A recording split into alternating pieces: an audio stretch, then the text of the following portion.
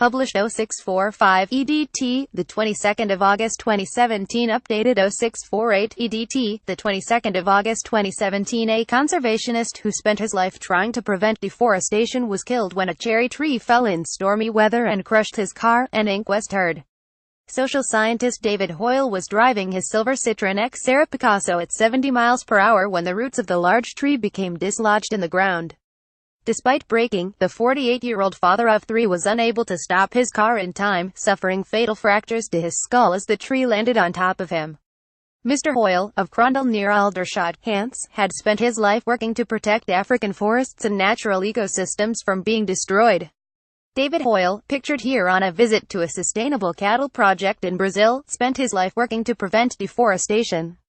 He was killed when a tree crushed his car in stormy weather. Basingstoke Coroner's Court, Hants, heard Mr. Hoyle had been travelling on the A287, a dual carriageway, near Odiham, Hants, on June 6 this year.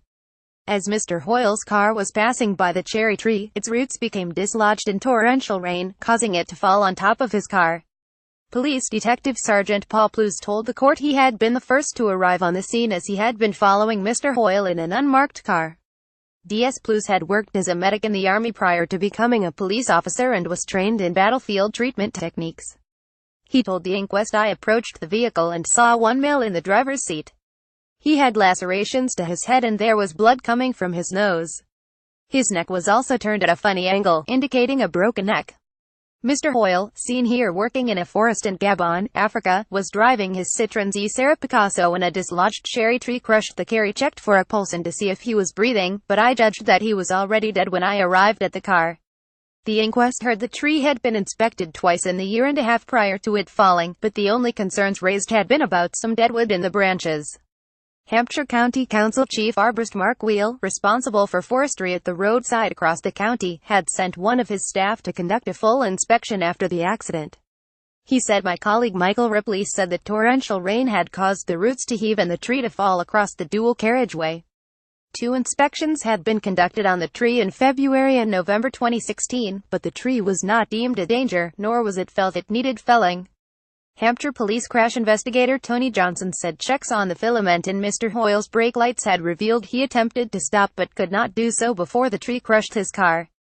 Mr. Hoyle spent his life working in conservation after earning a degree in geography at Reading University and his master's in natural resource management in Edinburgh. He met his wife, Marceline, in Cameroon while working on a conservation project in 2002. With him he had 3 children. He had most recently been working with Oxford-based natural resource company Proforest, trying to help developing tropical countries to stop deforestation. Recording a verdict of accidental death, North Hampshire coroner Andrew Bradley said he hoped Mr. Hoyle's family could take some comfort in knowing he did not suffer. He said, "It is plain to see that David was a loved son, husband and father. I hope that, despite great sadness, it might help the family to have heard the evidence in person today. It is of particular significance that he did not drive into the tree, but that the tree fell on top of him. This caused major trauma to his skull, fracturing it in several places. He would not have suffered, as these injuries were not ones compatible with life. I am recording a verdict of accidental death."